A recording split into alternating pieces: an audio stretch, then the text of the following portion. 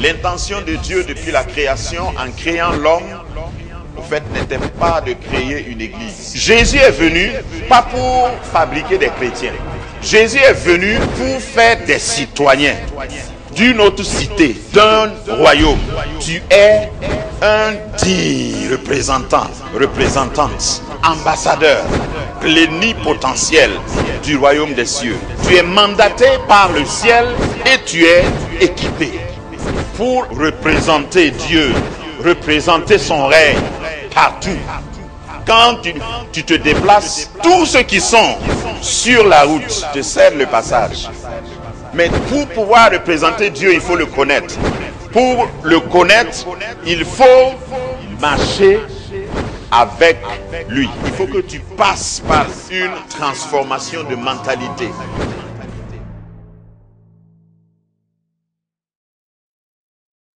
Porte, élevez vos linteaux.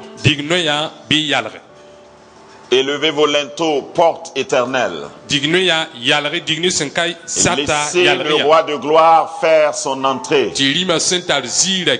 Qui est ce roi de gloire? L'Éternel, le Tout-Puissant, est ce roi de gloire. L'Éternel puissant dans les batailles, dans les combats. Alléluia. Alléluia. Et c'est lui qui nous invite à lever nos linteaux. Je voudrais reconstituer un peu le contexte rapidement de Psaume 24.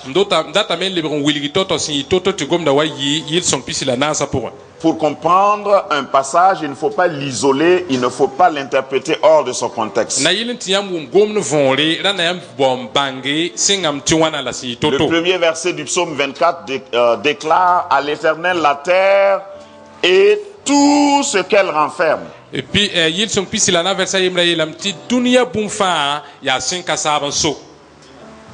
à l'Éternel la terre. Qui t'a dit que la terre appartient au diable? Demande à ton voisin qui a dit ça. Mais vous voyez que dans le comportement de certains chrétiens, ils concèdent des parcelles au diable.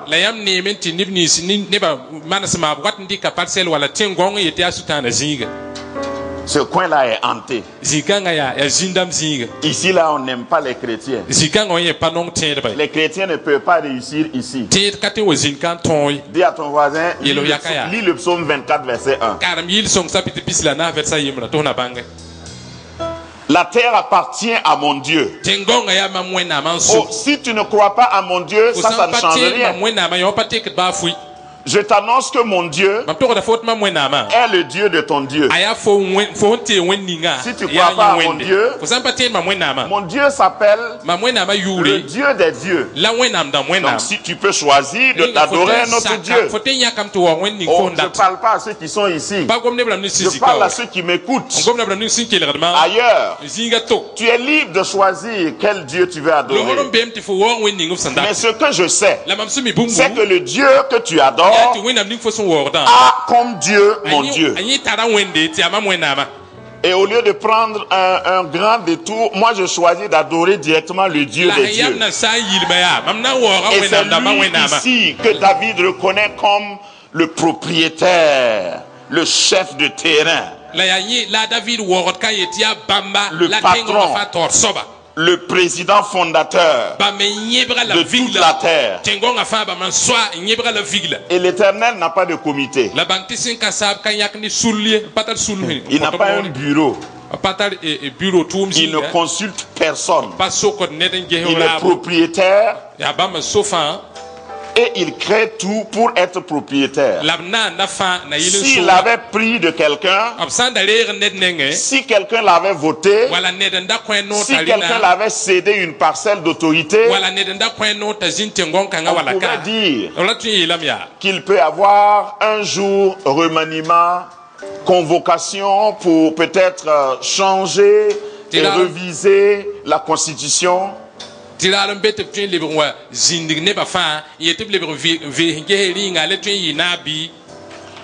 Mais mon Dieu est assis sur le trône. Et il ne va pas se lever. Tous les trônes du monde, les gens s'asseyent et se lèvent. Les gens apparaissent et disparaissent. Mon Dieu, le propriétaire de la terre, celui qui a créé toutes choses, règne pour toujours. Au fait, il régnait avant que la terre ne soit. Et si la terre disparaissait, il est toujours roi. Donc il est propriétaire de la terre, veut dire que tout ce qui n'est pas sur la terre est toujours sous sa propriété, sous son autorité. Alors, c'est pourquoi le roi David, en allant plus loin, et dans le contexte, il faisait rappel, il faisait un lien avec le fait que l'arche de l'alliance soit déportée pendant plus de 500 ans, pendant la déportation. L'arche de l'alliance est partie de Jérusalem. Jérusalem a été colonisée par plusieurs autres nations dans l'histoire.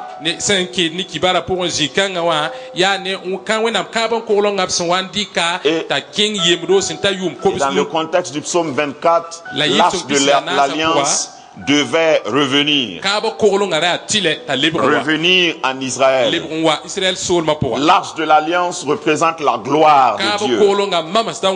L'arche de l'alliance représente ce qui est une présence tangible au sein du peuple de Dieu.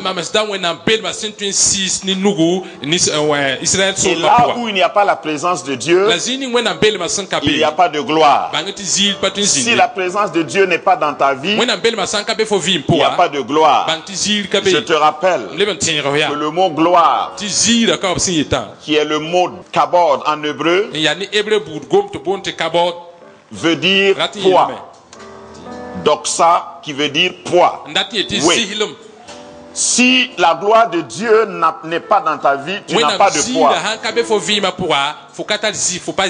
Demande à ton voisin, combien pèses-tu?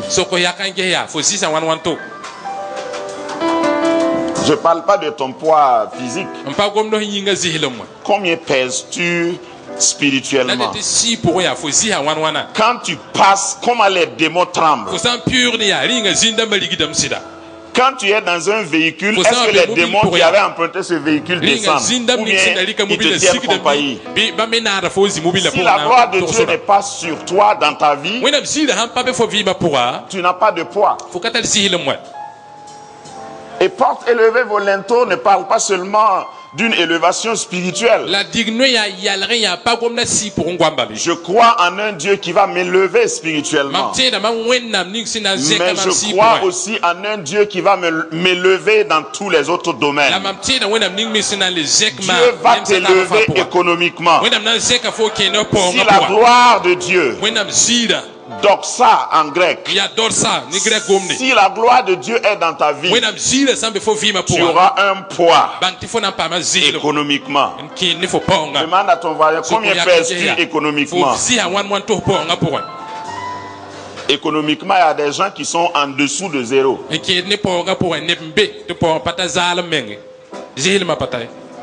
Parce que si tu vis dans des dettes, tu es en dessous de zéro. Mais quelqu'un en 2014 va sortir des dettes. C'est ça, les portes économiques doivent s'élever.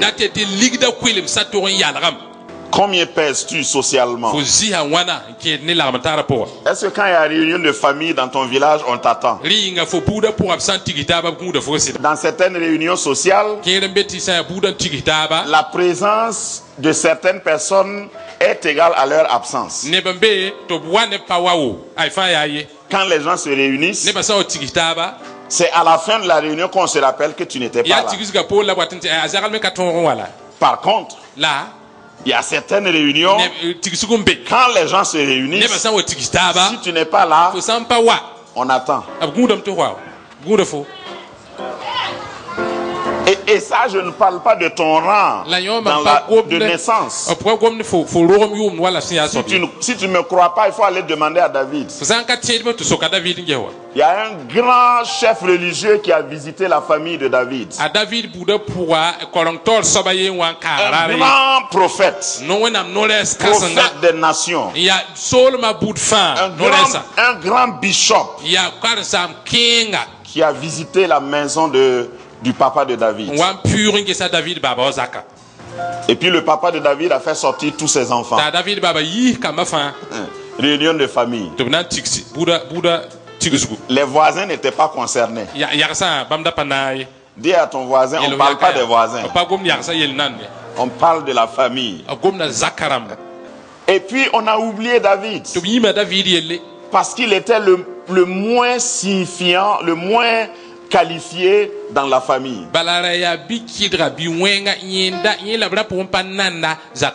Mais spirituellement, l'auteur même du psaume 24, ses portes étaient élevées. La gloire de Dieu était sur lui. Le petit pesait lourd. Et le prophète a dit, arrivée de Joseph, début de la cérémonie. Vous avez déjà entendu un communiqué comme ça, où le protocole de la présidence annonce la réunion doit commencer à 10h. Et sur la carte qu'on t'a donnée, on a dit heure limite d'arrivée 9h30. Or, la réunion commence à 10h.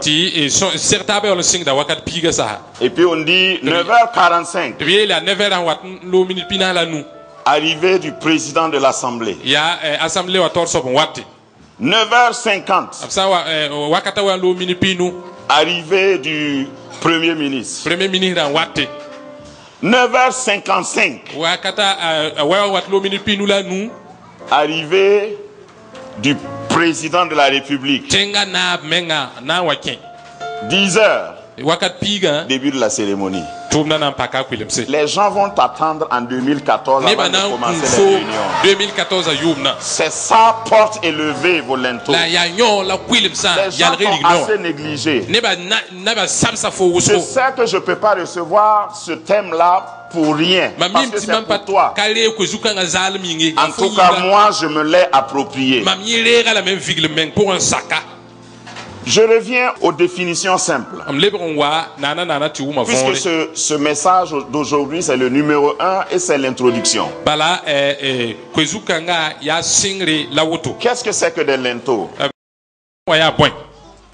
Les dictionnaires, les différents dictionnaires français nous disent que le linteau, c'est une pièce horizontale placée au-dessus, pas au-dessous, mais au-dessus d'une ouverture. Ça peut être en bois, ça peut être en fer, ça peut être en béton. Et je te rappelle que quand les enfants d'Israël devaient quitter Égypte,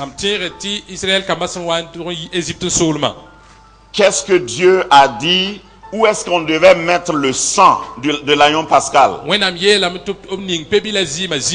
Sur les linteaux. Les linteaux ont une grande valeur, un grand symbole, revêt une grande importance dans la vie spirituelle et dans la parole de Dieu.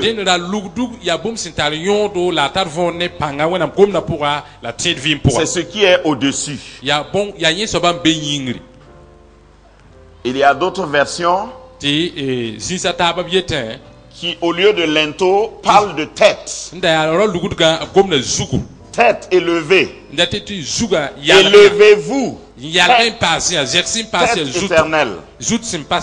Donc tu peux remplacer linteau par ton front. Tu peux remplacer linteau par ton cerveau. Il y a des cerveaux qui sont au talon. Tant que mentalement tu n'es pas élevé, tout le reste de ta vie sera bas. Il y a des choses que Dieu ne peut pas te donner parce que mentalement tu es très bas. Tu raisonnes bas. Mais la Bible dit qu'à tes résolutions répondront le succès. Si tu peux concevoir haut, si tu peux concevoir grand, Dieu est illimité. Regarde, Dieu te rencontre là où tu t'arrêtes. Donc quand tu élèves tes linteaux, c'est en ce moment que Dieu entre. Je voudrais préciser qu'il ne s'agit pas de...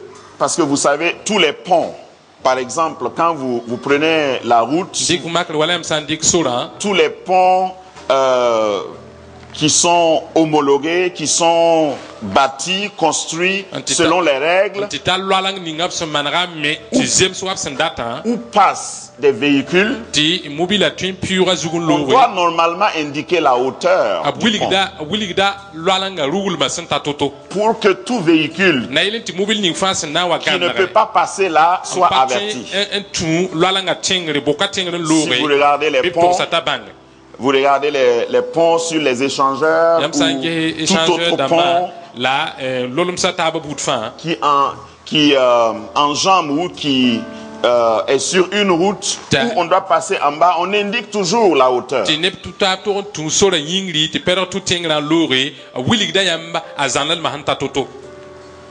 Il y a des linteaux que tu dois casser en 2014.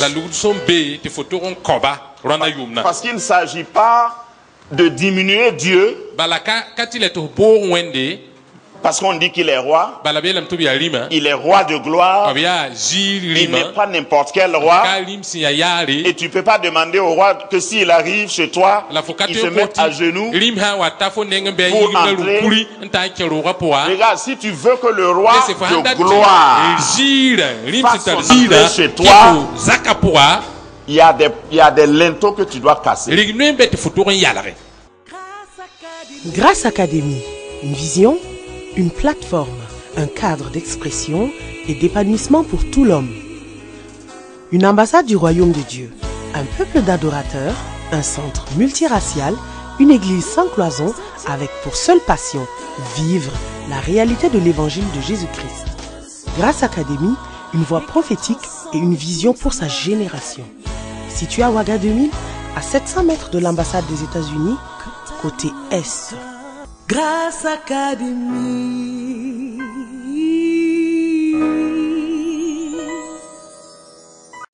Et je suis volontaire avec toi pour t'aider à casser certains linteaux. En tant que ton pasteur, je fais alliance avec toi pour que certains linteaux sur ta tête soient brisés. Le bulldozer du Saint-Esprit est prêt cette année pour que tout linteau spirituel soit cassé. Tout meuble que tu vas faire entrer chez toi est déterminé par la largeur de ta porte. Il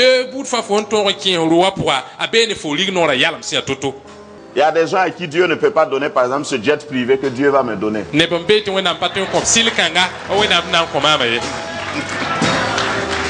Parce que leur garage là est trop...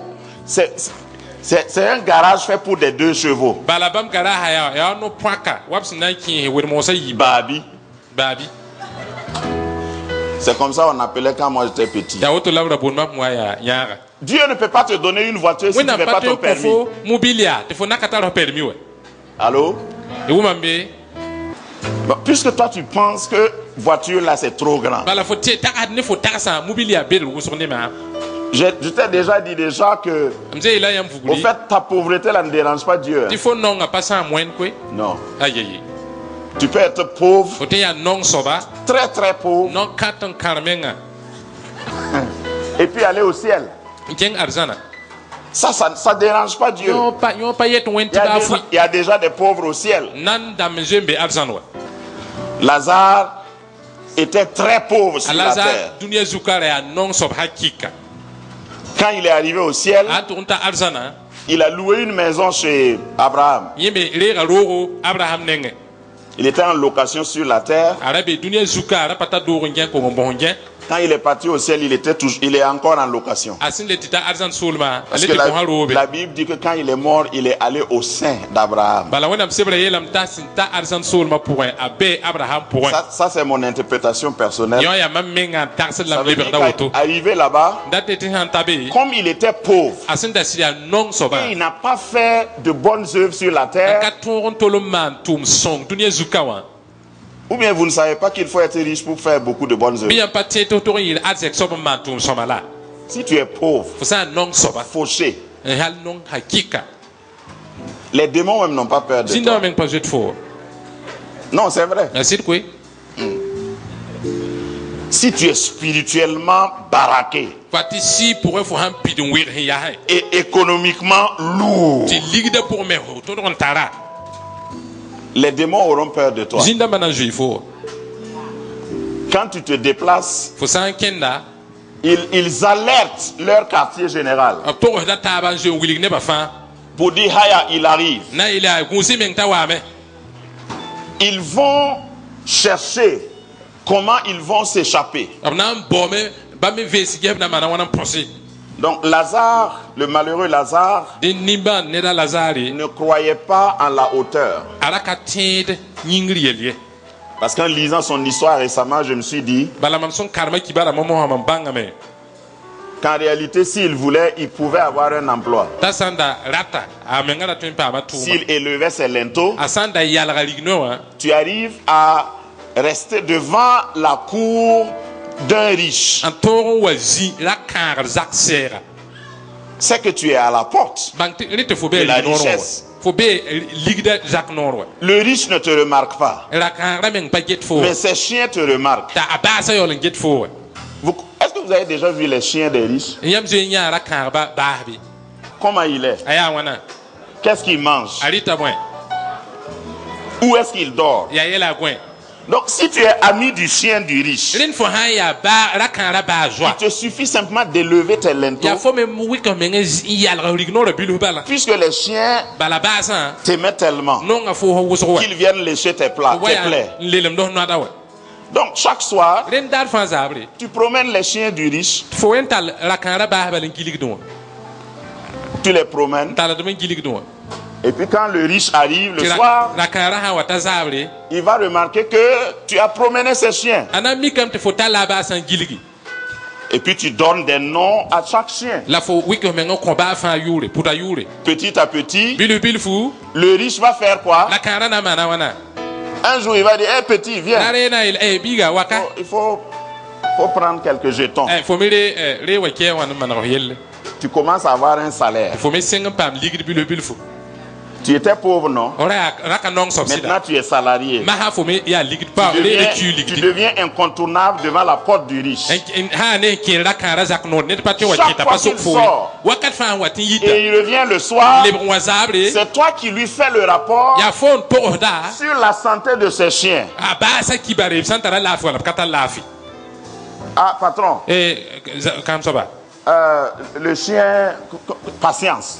ba yura patient ouais Je ne sais même pas pourquoi on nomme les chiens patience. pas mi te pour Mais, ba yuta patient patience a une plaie. a patient no ron tara Et je crois qu'il faut qu'on le soit. lam ya han ti penson Est-ce que vous m'autorisez à l'amener chez le vétérinaire? inga ko la no tom tala king lo to yite tipa Si Lazare faisait ça, alazar handa mani il yon n'allait pas mourir pauvre. ala kana ki non so Regarde. yesi Ta pauvreté fo non a quoi est déterminée et maintenue par tes linteaux. Ya C'est-à-dire, faut tant que tu ne vas ça. pas élever tes Faut linteaux, ça pas y aller que le tu rigno en risques de ça. mourir pauvre. Banque faut na kele non Oui, so ba. sauvé, mais pauvre. E ya na pa ma fare la nongo. Rempli du Saint-Esprit, mais Puis si pauvre. songo ya nongo. Parce que le Saint-Esprit, le parler en langue Ba la gomze na ya. n'est pas dérangé par la pauvreté. Nonga pas sam gomze no. Ça fait longtemps que moi je parle en langue. Mambu ko gomze ko sam ko. Le parler en langue ne chasse pas pauvreté. La gomze na baligid nongo. Tu peux prier toute la nuit. Même pour yon a tonle. Et c'est pas parce que tu as bien prié toute la nuit qu'au lever du jour, tu n'auras pas faim. Il faut essayer voir. Au fait, quand tu veilles, tu pries beaucoup là. Le matin, tu as faim. Et quand on a fain, on ne prie pas pour lier la faim. Qui a déjà lié la faim? Esprit de faim, je te lie au nom de Jésus. Tu peux vaincre la faim en liant la faim. Essaye voir. Donc ça n'a rien à voir. Dieu ne t'a pas donné la puissance spirituelle pour que seulement tu sois puissant spirituellement. Le baptême du Saint-Esprit, les dons spirituels sont une trajectoire. C'est une partie du package du salut. Dans ce thème, lorsque nous parlons des linteaux, nous voulons que le Saint-Esprit nous provoque. Parce que les linteaux bas, les linteaux qui sont à ras le sol, les linteaux des portes de poulailler, les linteaux des portes de reptiles.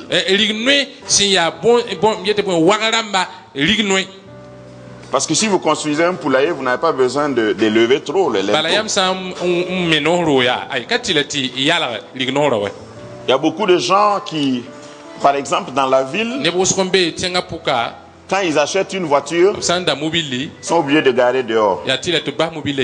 Quelqu'un peut me dire pourquoi? On n'a pas prévu un garage.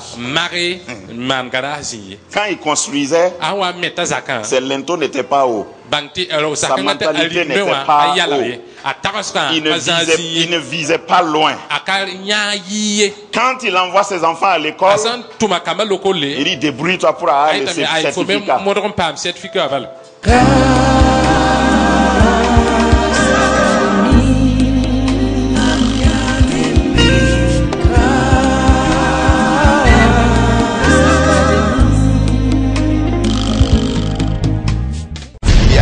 Où on vit les miracles. Il y a une autre étape où on décide de connaître le Dieu de miracle. Et c'est ma détermination.